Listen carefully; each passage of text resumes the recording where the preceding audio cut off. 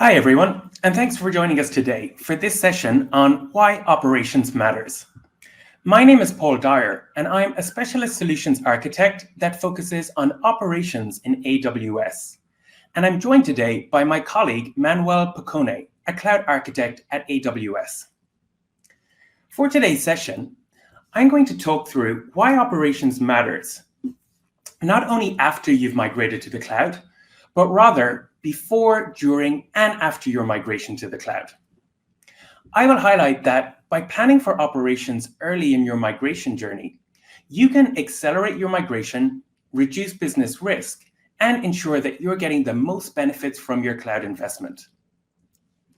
Manuel will then give a demo of AWS Systems Manager Patch Manager, which can help you get started with automating your operations at scale, both during and after your migrations.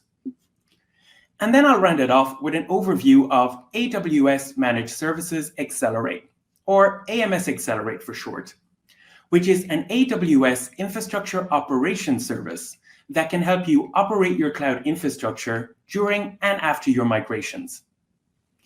AMS Accelerate can take care of time-consuming operational tasks such as incident management, security management, backup, and patch management, so your teams can stay focused on migration activities. Also, if you have any questions that arise during today's session, please feel free to ask them in the chat functionality, and we'll keep some time at the end of the talk to review them. As a specialist SA, I spend a large portion of my time speaking to customers about how to operate their infrastructure in the cloud. And something I often hear from these customers is that they want to learn how to operate their cloud infrastructure the way that Amazon does. The way I typically start those conversations with a customer is, if you look at the bottom of every press release that Amazon makes, it describes the 4 principles that Amazon is guided by. And the third one of these principles is commitment to operational excellence. You see, operational excellence really is ingrained in our culture here at Amazon. We don't wait until a product or service has gone live to think about operations. Rather, we shift left with the operations discussion. We discuss operations early, and we discuss it often. So when it comes to helping our customers migrate to the cloud, we try to encourage the same approach to operations. We want our customers to shift left with operations so that you're designing with operations in mind.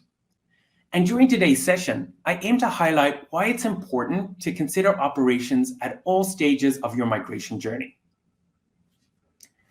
Before you start your migration, it's important to assess the readiness of both your application and infrastructure operations teams to be able to effectively operate in the cloud.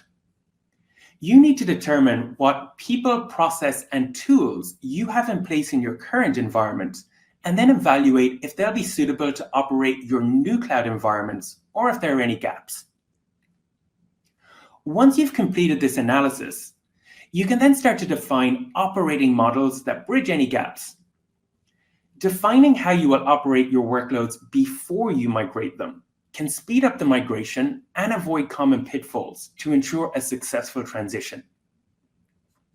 If you're about to embark on a cloud migration journey, you're typically doing so to leverage cloud benefits such as elasticity, scalability, and cost savings.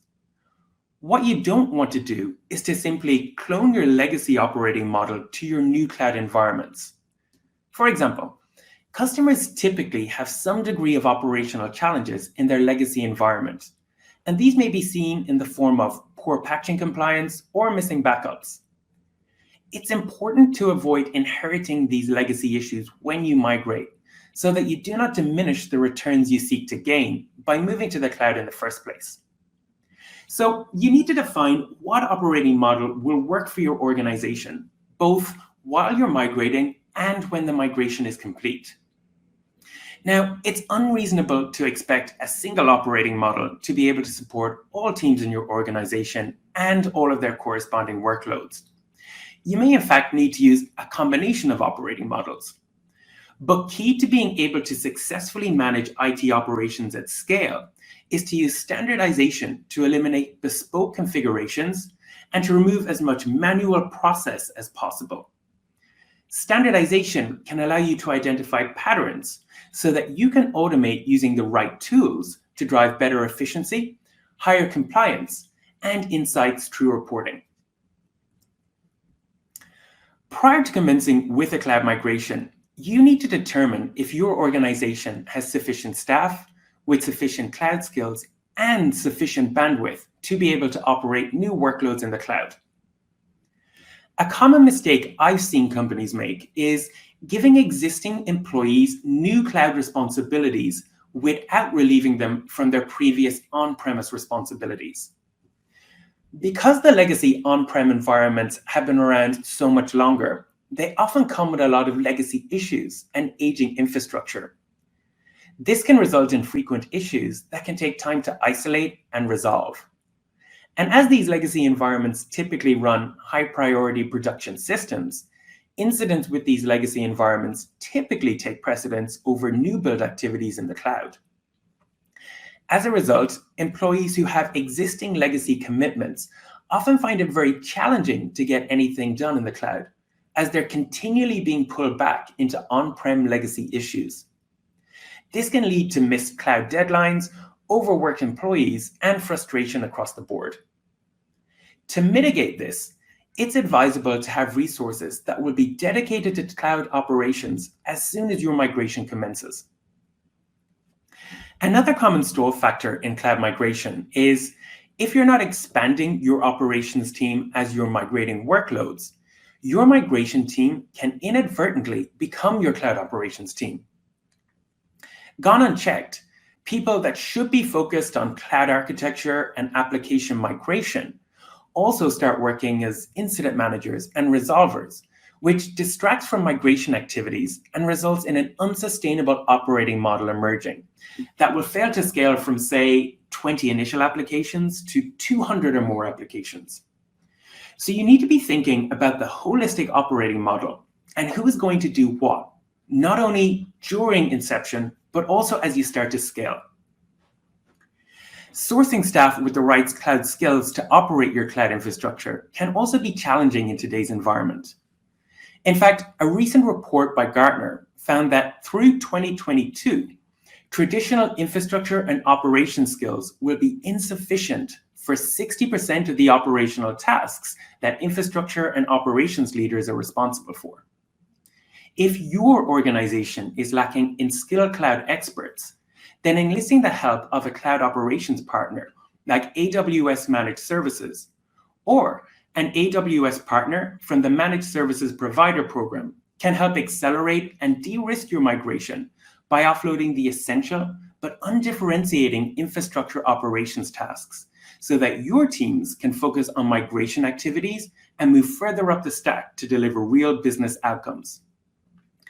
Even if you plan to take back infrastructure operations in the long term, an infrastructure operations partner can still help bridge the short-term resource constraints that many customers face during a cloud migration. If you do decide to use an operations partner, it's advisable to seek one that will truly work in partnership with your organization and be transparent in how they're achieving your operational outcomes. This will empower your teams to build up cloud operations knowledge and skills over time by gaining experiential learnings in all areas of cloud operations. Another consideration that should be broached prior to migration is tooling.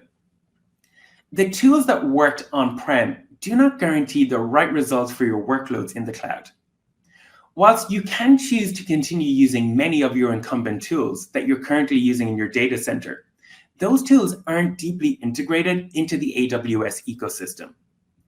As a result, you won't get as high a value out of the cloud if you're not adopting all of those nuanced features of it that enable scaled AWS operations. For example, if you're using Amazon CloudWatch, in addition to the comprehensive infrastructure monitoring options it provides, you can also use Amazon CloudWatch events to detect and react to changes in the status of AWS services, like AWS Trusted Advisor checks.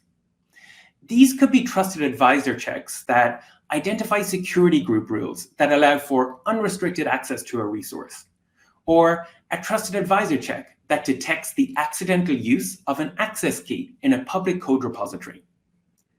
The deep integration between these services allows you to do things like pass these notifications to your security Slack channel, or to proactively trigger an automation to address the specific finding in a trusted advisor check. By investing time prior to your migration to review the many AWS services and capabilities that can be used to create a new cloud operating model, customers can more easily meet their governance and control requirements whilst minimizing risk. Once your migration begins, so too does your need to start operating. Operations is important during your migration to ensure that your target environments and the resources deployed into it are adequately secured. An effective operating model can also help accelerate your migration by minimizing distractions caused by operational issues that will inevitably occur. When migrating a large number of applications to AWS, the most common approach to achieve this is to move applications in waves. This will typically start with a small initial wave of apps, say for example 5 to begin, followed by another wave of 10 apps, then another wave of 20 apps. This crawl, walk, run approach allows for experiential learning in the early waves and accelerates your ability to scale in the later waves. Depending on the number of applications you're migrating, there could be 5, 10 or more migration waves that span over multiple weeks or months. However, as soon as the first wave with the first set of applications has been deployed, you need to be prepared to operate those applications and their underlying infrastructure whilst the migration of other apps continues to progress in parallel. Customers are often successful in moving a small number of initial apps to the cloud, but can sometimes start to stall when they attempt to scale the migration effort, as everyday operational issues start to arise and pull focus away from the migration effort. This can be avoided by having a suitable operating model in place that is independent of the migration effort. When it comes to monitoring and incident readiness, we've seen Murphy's Law in action and believe that anything that can go wrong will go wrong. You can reduce the impact of failures to your services by clearly defining incident response procedures and testing them with all involved teams prior to the production go-live. Testing these procedures will ensure that app owners clearly understand who to contact in the case of an infrastructure incident and how to raise an incident with them. Customers migrating to the cloud should design infrastructure operations with proactive monitoring and automated remediation in mind. When you migrate to AWS, you'll have an abundance of metrics and performance indicators available to you that you should start to monitor to detect failures and quickly isolate them. Furthermore, you can easily tie these metrics into automated remediations to proactively mitigate incidents and improve your system uptime. The key thing to remember here is that monitoring and incident management capabilities need to be in place prior to the first application being deployed. It's also important to ensure that you have adequate security and operational guardrails in place during your migration. Many people don't think about this until a go live, but we've seen that it's important to have this in place during a migration. While well-intended people are moving quickly with your accelerated migration plan, people do sometimes make mistakes. So things like accidentally leaving an S3 bucket open to the public, or having an overly permissive security group rule can occur. It's important to have appropriate guardrails and security procedures in place during the migration to detect these and ensure that they don't become bigger issues that could potentially diminish confidence in your cloud migration efforts. Leading on from incident readiness, let's talk a little about game days. A game day is a collaborative learning exercise that tests knowledge and skills in your AWS solutions using real-world problems in a gamified, risk-free environment. Another way to think of a game day is that it's like a dress rehearsal, where all stakeholders get to role-play common scenarios they're likely to encounter once their application goes live. We recommend performing operational game days prior to the go-live of your initial applications so that your teams can try the new operating models that have been implemented to ensure they're comfortable using them prior to a real-world incident. During these game days, we typically bring stakeholders from multiple teams together, either in person or virtually, and usually run through 4 to 8 scenarios over the course of a half-day workshop. These scenarios may cover things like how an app owner can request a restore of a backup from 8 days ago, or how a security officer would handle an account compromise security incident. I've personally run a number of game days with customers prior to their go-lives, and they always produce helpful insights and identify areas for process improvement. I've seen simple issues being uncovered during a game day, such as an app owner not having permission to log into the support console to raise an incident, to larger issues like a customer not having a point of contact that was empowered to make a decision in the event of an AWS account being compromised. I found that uncomfortable silences sometimes occur during a game day when participants don't know what the next steps are. But these uncomfortable silences are so valuable as they help to identify process or knowledge gaps. And the lessons learned from these exercises give you an opportunity to bridge the gaps to minimize impact when a real incident does occur. So let's talk a little about operations once your migration is complete.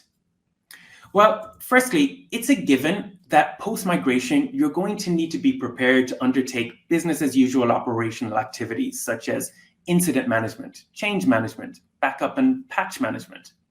These tasks are important to ensure you're keeping your investments secure with minimal downtime so that your business achieves their expected returns from their cloud investments. But performing operational functions like OS-level patching, backups, and incident management manually can be time-consuming and error-prone. It can also be expensive. However, cloud operations built upon automation can identify failure events and trigger consistent remediations at far greater scale. Automated operations also helps offload essential yet undifferentiating operational burdens from infrastructure operations teams. To achieve this, customers should consider leveraging services like AWS Backup for automated backup of services like Amazon EC2, Amazon RDS, and Amazon DynamoDB. Also, AWS Systems Manager Patch Manager can be used to automate patching using configurable patch baselines and patch windows. A little later in our talk, Manuel is going to provide a demo of how you can get started with AWS Systems Manager Patch Manager and start automating your infrastructure patching in a scalable manner. But beyond the standard business as usual operations tasks, when you get to the point where you have applications running in the cloud, there are some other operational best practices that I'd like to share with you that can help you maximize your returns and set you on a path to operational excellence. The first of these is the correction of errors process. This is a process for improving quality by documenting and addressing issues. It has similarities to a traditional problem management process, and it provides a standardized way to document the root cause of critical issues and ensure they're reviewed and addressed. Amazon uses a correction of errors process, and when errors occur, we're transparent with our operations. Now, the process is not meant to assign blame or to be punitive. Rather, it's something that allows us to learn from mistakes and grow by putting good mechanisms in place to prevent the same error from occurring again. Once you migrate to AWS, you'll have a treasure trove of metrics at your disposal that provide insights on operational performance of your workloads. You should gather this telemetry and metrics and perform regular periodic reviews of data to identify trends and determine where appropriate responses are needed. Leveraging this data can lead to improved uptime, improved security, and highlight cost-saving opportunities within your environment. For example, AMS hold a weekly internal ops metrics meeting to examine metrics and data around how we're performing as a service. If there's a trend or an issue with a particular part of the service, this gets flagged in the metrics and discussed with leadership on a call, where path to green plans with clear timelines and owners are put in place to actively track them until the issue is resolved. When your migrations are finally complete, it's important that you continually review your operating model to look for areas of improvement and opportunities to further innovate. For example, AMS leverage Amazon flywheels to constantly iterate and improve operational capabilities for customers. AMS continually identify manual work that customers are performing and then create automations around those tasks, which reduces the risk of human error, speeds up execution, whilst also lowering operational costs. Once cloud operations are set up, they need to be continually tested and refined to ensure readiness for failure. This helps validate that all procedures are effective and that teams are familiar with them. It can also help incorporate updates for new product features and tools. If we think about an airline pilot for a moment, they're required to spend 2 days in a simulator every 6 months, where they practice emergency procedures whilst being assessed by an examiner. They practice these emergency procedures to ensure they can safely land passengers in the event of a mid-flight incident. IT operations isn't too dissimilar. Major incidents do occur, but performing operational game days every 6 months gives your organization an opportunity to ensure that your operations and security teams are well versed in how to react in the event of a major incident or security breach, even if it happens at 3 a.m. in the morning. So now that we've covered why operations matters at all stages of your migration journey, I'm going to hand you over to Manuel, who's going to show you how you can easily get started with automated operational tasks, specifically automated patching. Manuel, over to you. One of the most important processes that needs to be considered to manage operations in the cloud is patching. Patching could be considered the minimal maintenance activity that should be applied to any workload in production in any IT environment. In AWS, we have a Swiss Army knife to facilitate many operational activities, AWS Systems Manager. In particular, we are going to talk about AWS Systems Manager Patch Manager. Within AWS Systems Manager Patch Manager, we are going to explore a few fundamental concepts. We have maintenance windows that defines when patches will be applied. In the maintenance windows, we can specify what is the appropriate time for the patch execution. This definition can be provided using a cron expression.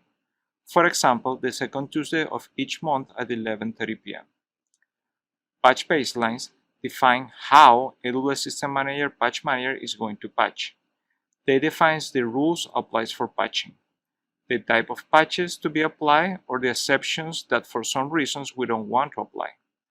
By default, any AWS account has patch baselines for the different operating systems for emergency and security patches. And finally, we have patch groups.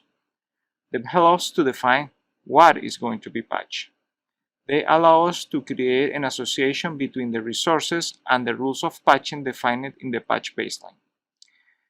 This is specified adding a tag with the key patch group to the instances. Now let's go to our demonstration.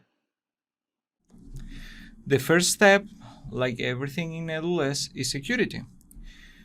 To be able to use AWS System Manager Patch Manager, we need to create the proper permissions that are going to be used by the instance to be able to be patched.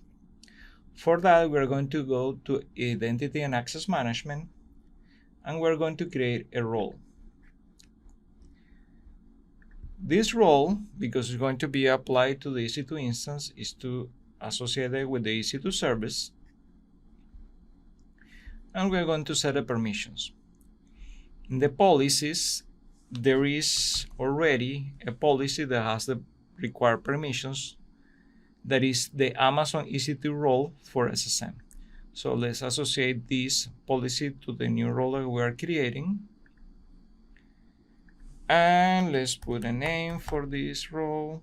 Let's call it patch role. and we create the role. Once that we create the role, the next time that we create instances, we associated that role with the instance that we created. We can use CloudFormation templates, and in our CloudFormation templates, assign that role in our template. In our launch configuration, we can also assign that role, but let's do it manually for instances that are already created. And let's assign to this Windows instance. We go to Actions, Security, Modify IAM role, and we're going to apply the patch role, the one that you just executed. And this is going to assign that. Okay, we already have the permissions. The other instance, they already have the permissions for the instance profile allows to use the patch manager. So now let's go to System Manager.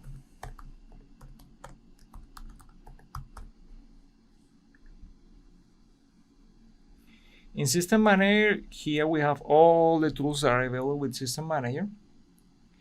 And as we said before, for configuring patches, we need to configure the when, the how, and what. Let's start with the when. The when is a maintenance window, so let's define a maintenance window. We create a new maintenance window. Let's call that demo maintenance window, and let's use the same name as description. And then we're going to define the period of time for this maintenance window. We can do that in different ways, to say, okay, every 30 minutes, or every hour, or every 2 hours, or every 2 hours, or every day at a specific time. We can use an scalar to say, okay, every 30 minutes, or every day, or every 30 days. But the most powerful option is to use a cron expression. We're going to use these same cron expressions that we have here, that basically is telling us execute the second Tuesday of any month at 11:30 p.m. This is what the expression is here. After defining when the maintenance window is going to start, we're going to define a period of time for that maintenance window that can be from 1 hour to 24 hours. Let's say that we're going to define a maintenance window for 4 hours. Then we need to define how many hours before the maintenance window finished we are going to allow to execute new tasks, right? Because we can just say, okay, this is the maintenance window, but I don't want to execute any new task 1 hour before the maintenance window finished. But if I can execute tasks until the end of a maintenance window, I just say 0. Okay? This section specifies from where to when these maintenance windows can be applied. We can decide, okay, this maintenance window is going to be applied from the 1st of January to the end of March, for example. We specify the time zone that we're using. Let's see that we're going to use the Eastern time. And we have an offset that is optional that can tell us, okay, from this start, how many days after that we want to really start. Because, for example, here I'm defining the Patch Tuesday based on the Microsoft Patch Tuesdays. But we can decide, actually, the maintenance window is going to start 1 or 2 or 3 days after that. Let's keep the field empty, so we say, okay, the maintenance window is going to start at this time on Patch Tuesdays. And we create our maintenance window. So we have defined when. For example, you can see when is the next time that this one is going to be executed. So now that we define the time let's define how the patch is going to be executed. For that, we'll go to Patch Manager, and we're going to create a new patch baseline. As you can see, by default, there are patch baselines already defined for the different versions of operating systems that are supported in AWS. Let's create a new patch baseline.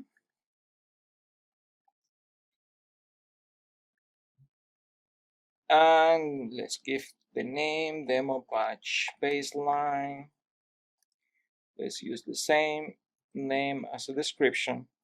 And we're going to decide for which operating system this patch baseline is going to apply. In this case, let's see that we're going to decide that this patch baseline is for Windows instances. Here we can decide if we want this patch baseline to become the default patch baseline for Windows.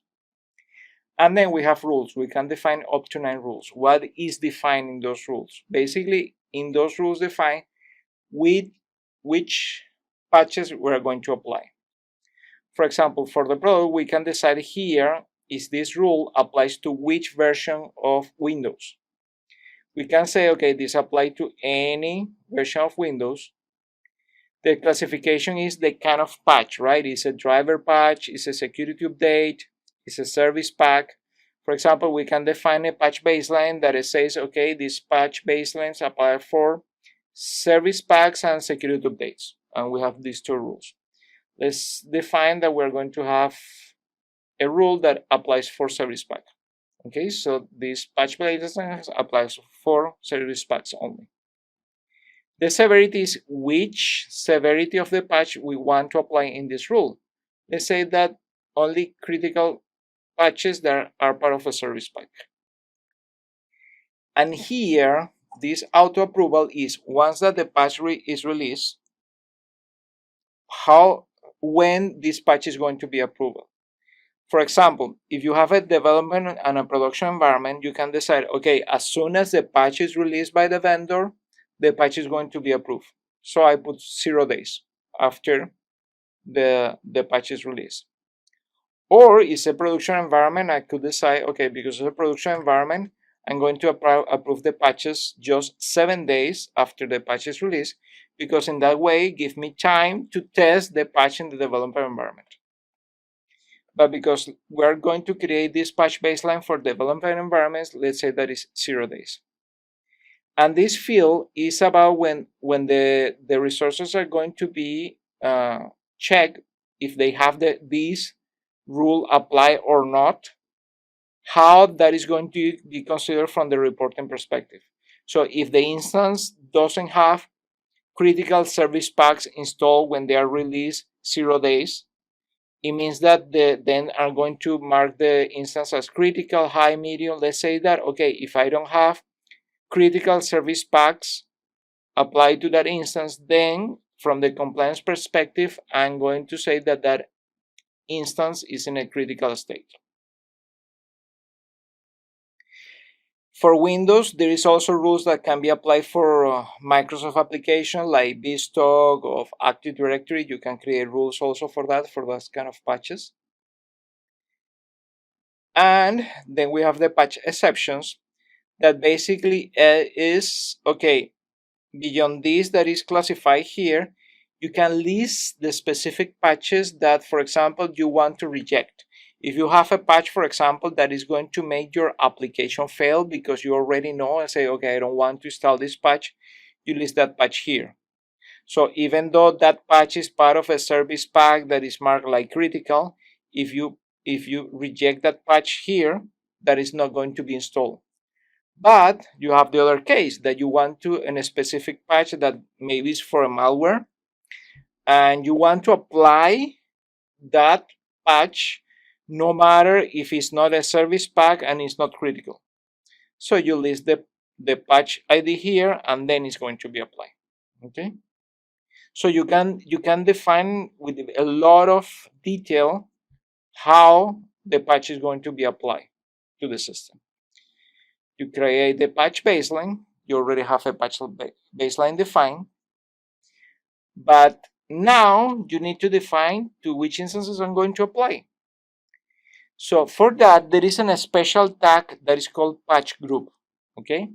So basically, the patch group is a way to classify your instances and associate the instance to patch baseline.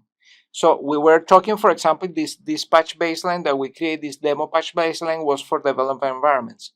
So I'm going to create a patch group that is called development, and then I'm going to associate that patch group to patch baseline. And when I want, in the case that I want to have a different patch baseline for production environments, then I'm going to tag those resources with patch group production, and then I'm going to associate that patch group with production environments. In that way, patch manager is going to know, okay, this patch baseline, these rules for patching are going to apply to these resources, and these rules are going to apply to these other resources. So for that, we use tags. And so let's go to tag editor. And my instances, for example, I already tagged them with production and development environments. So we're going to create patch groups for production and patch groups for development. And let's say we're going to create a patch group for development environment. And this applies to EC2 instances. We go to the EC2 instance and we say, okay, for the environment, when the environment is development, okay, give me the resources that have, and I have these two instances that are in development environment. I'm going to select all those instances and I'm going to manage the tags, and I'm going to say, okay, patch group is development.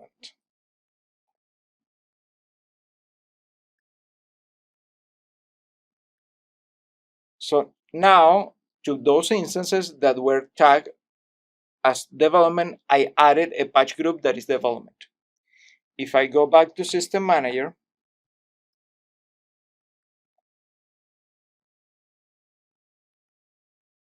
in Patch Manager, if I go to my patch baselines, let's go to the demo patch baseline that we just created that applies to Windows machines.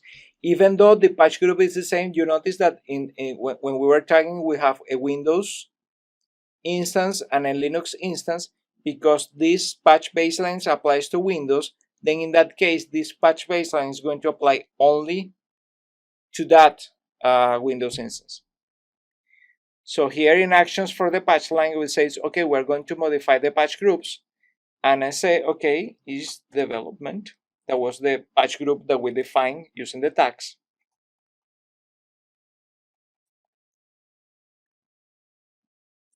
We add that patch group.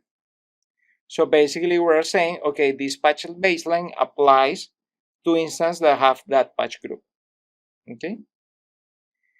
So we already have our patch manager, and now we're going to configure the patching.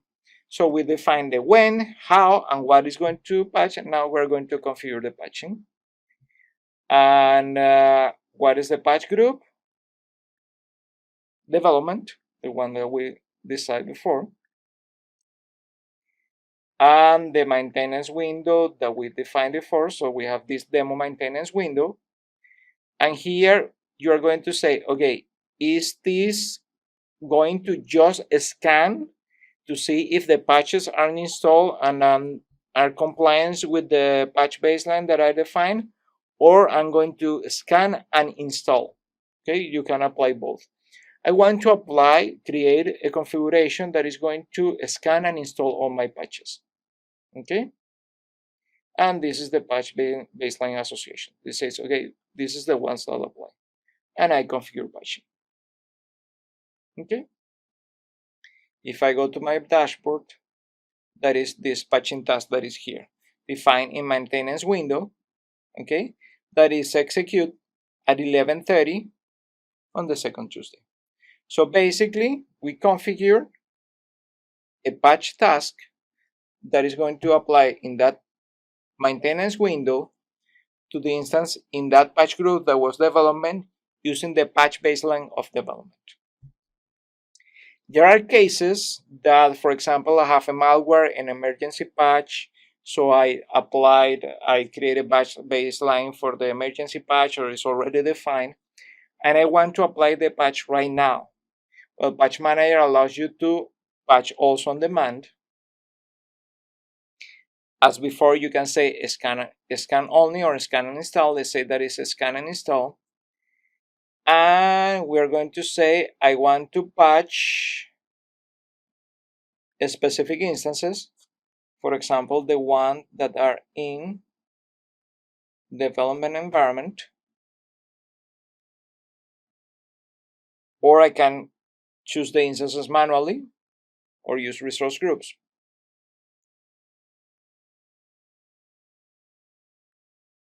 Okay. Or I can decide, okay, I want to execute the patching to all instances. Okay. This is the where is going to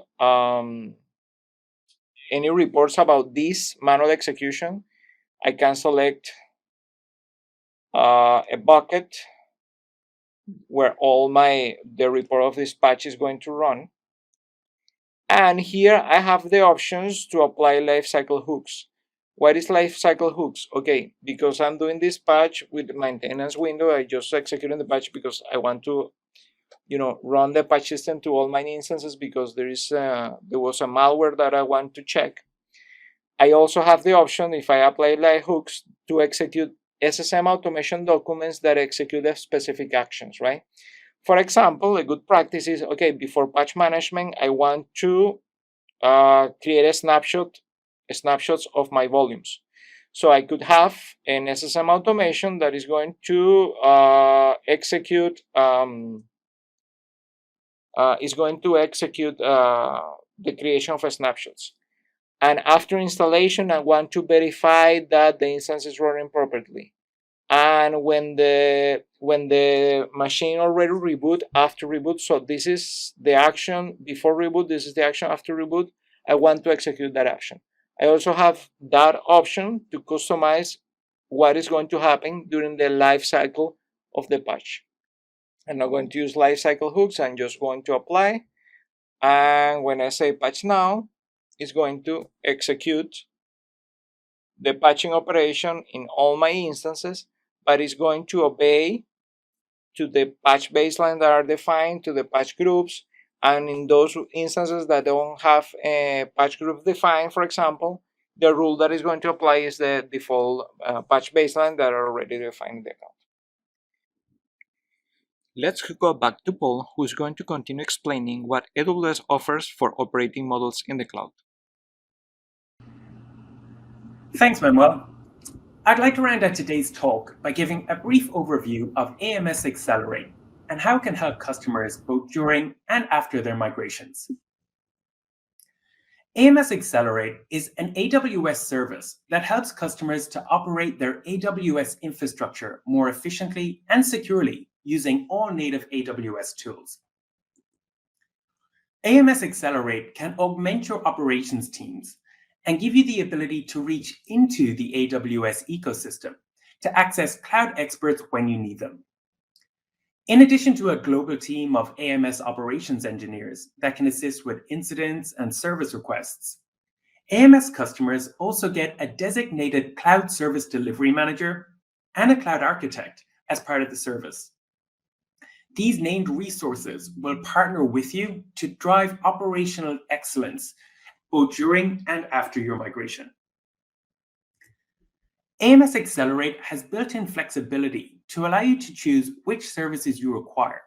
For example, AMS Accelerate provides patch management as an optional service to allow you to decide whether you'd like AMS to manage patching for you or give you the option of managing this yourself using your own tooling.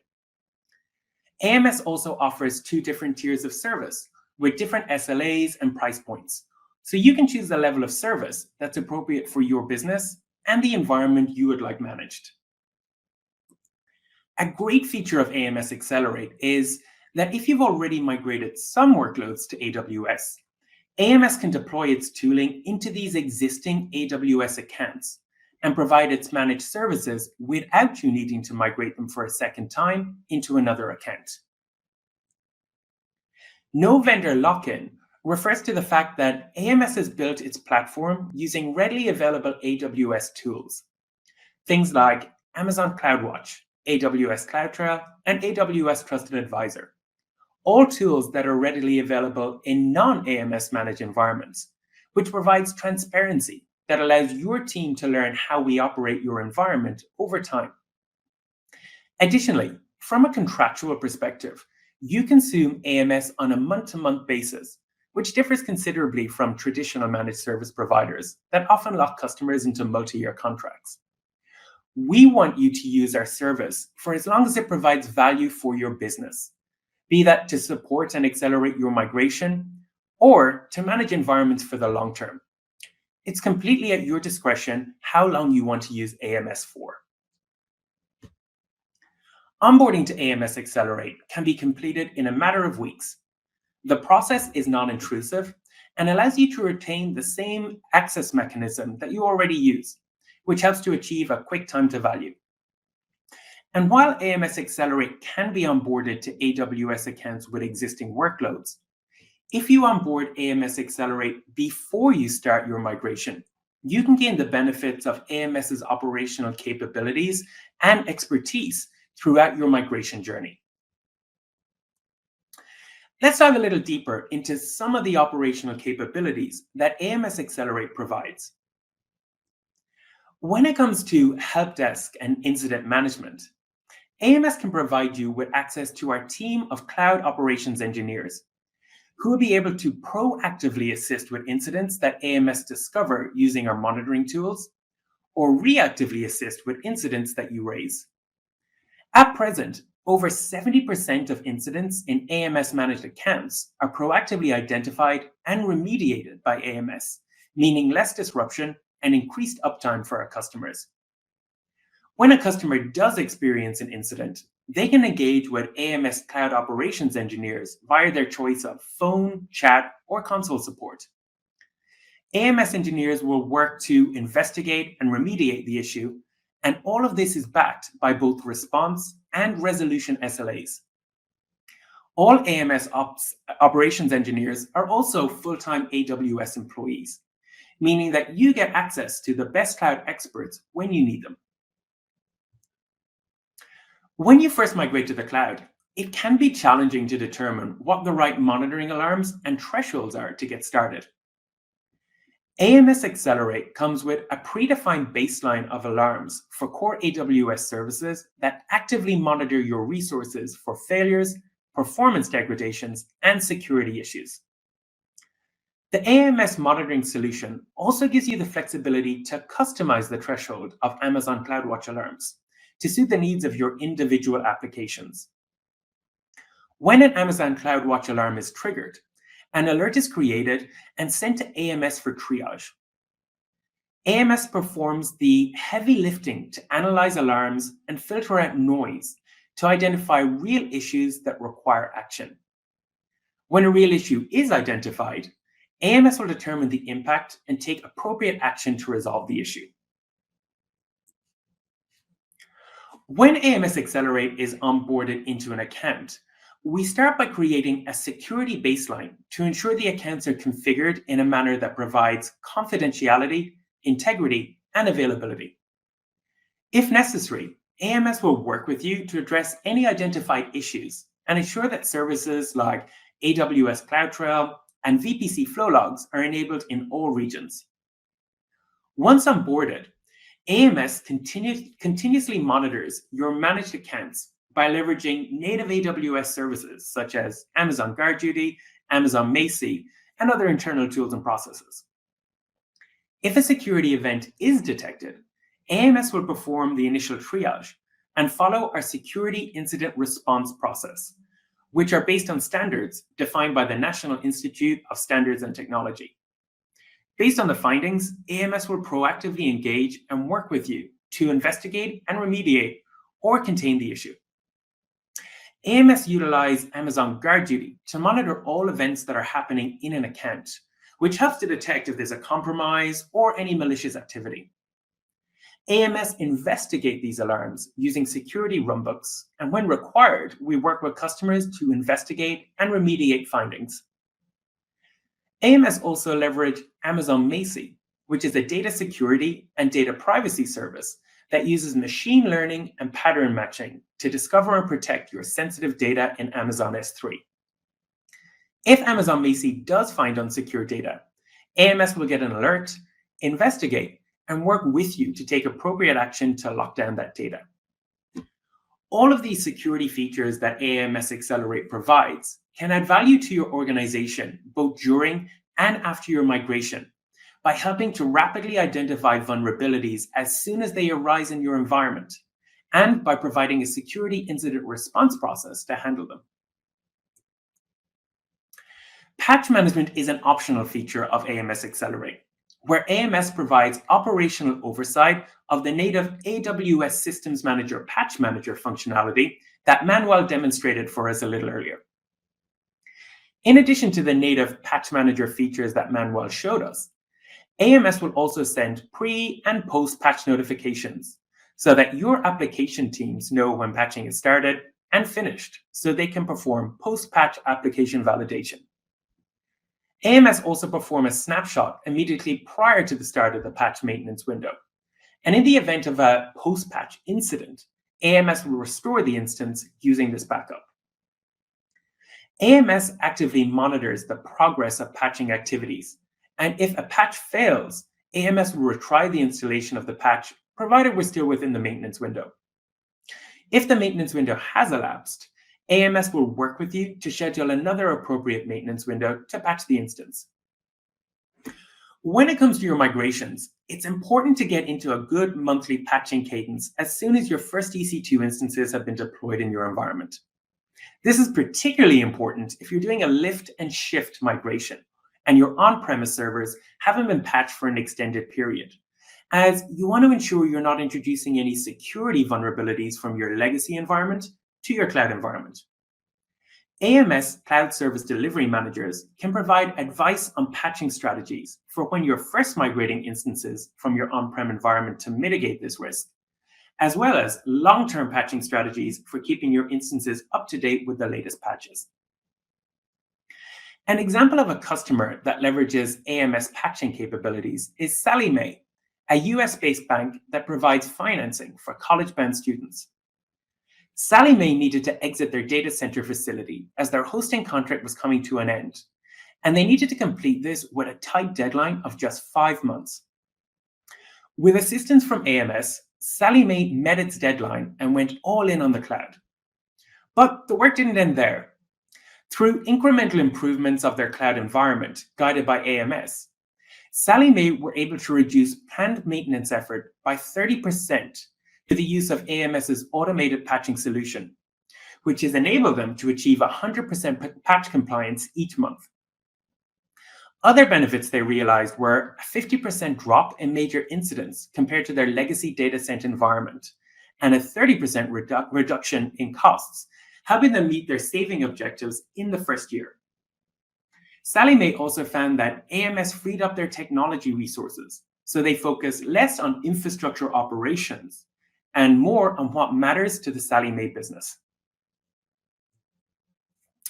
For backup management, AMS leverage AWS Backup, which is a native AWS service. Customers can create backup plans and define how often you want to back up your resources, which resources you want to back up, and for how long you want to retain copies of backups. Once the backup plans are created, AMS actively monitor your backups, and if there's an issue with a particular backup, AMS will proactively work to remediate the failure. In the event you want to restore a backup, AMS can also perform this activity for you.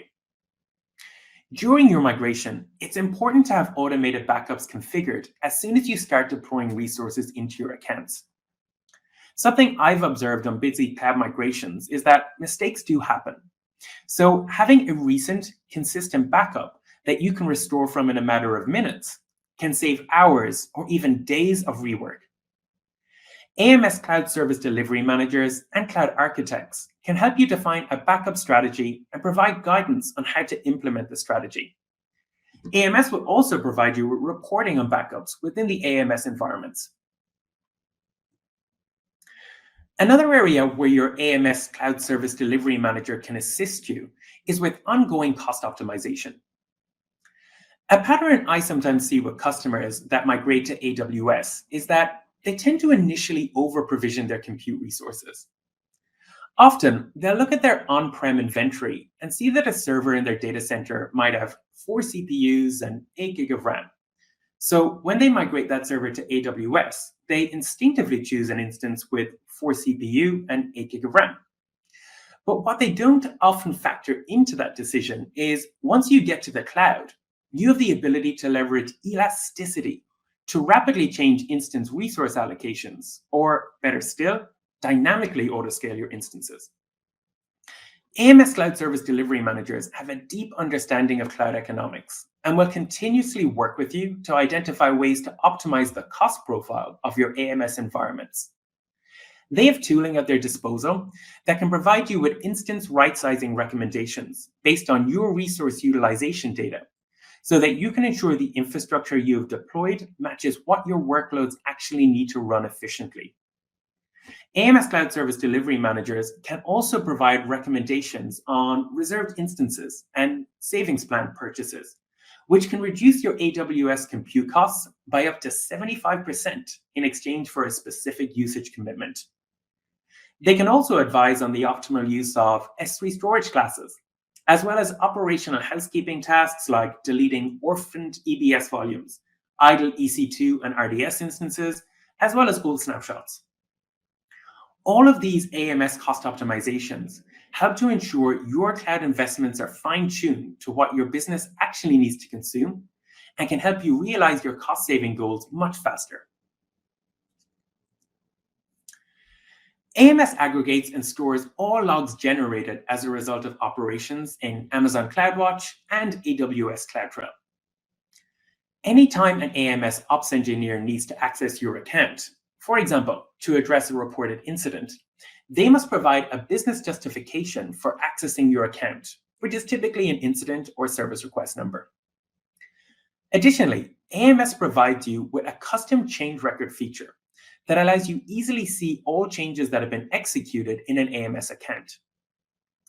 Instead of having to parse through thousands of lines of AWS CloudTrail logs, the AMS change record feature provides a number of pre-built Amazon Athena queries, giving you a more user-friendly way to view all given changes that have been made in an AMS account, as well as every connection made to your EC2 instances. This gives a greater degree of transparency of all activities that have been performed in a given account or for a specific resource over the last day, week, or month. This level of visibility and traceability can also be very useful for customer security or audit teams. It can also help during a migration when you may need to review a configuration change and when it was made to help troubleshoot a migration issue. AMS deploys and manages a growing library of over 95 unique AWS config rules that are aligned with frameworks such as the National Institute of Standards and Technology, as well as the Center for Internet Security. These config rules continuously check that your existing and new resources are conformant with these security frameworks. For example, AMS uses these conformance packs to continually check all S3 buckets are encrypted and that no S3 buckets have public read or public write access. In addition to alerting on these rules, AMS also provides customers with support to remediate resources that are not compliant, with some of these remediations being fully automated. For example, if a user disables VPC flow logs in an account, or if a user disables Amazon Guard Duty, AMS will detect this action and automatically leverage AWS Systems Manager automation runbooks to re-enable the service. These automated remediations help protect your account and ensure that AMS has the necessary data to assist in the event of an incident. Earlier, we discussed how human error can accidentally occur when people are performing migration tasks at speed. So, having automated compliance checks like these during your migration can help you quickly identify and remediate these mistakes before they result in a security breach. These compliance conformance packs can help you mechanize a governance process to manage risk to a level acceptable for your business. For things at the resource level that aren't being done correctly, AMS will build a mechanism to continually revisit those misconfigurations with you during monthly business reviews led by your cloud service delivery manager, so that over time, you can drive these misconfigurations down to zero. Thank you all very much for joining today's talk. I hope today's session helped to highlight the importance of thinking about operations at all stages of your migration journey. If you'd like to learn more about AMS, please visit our website where you'll find additional details on the service, as well as several customer case studies that outline how AMS helped them achieve their operational and business goals.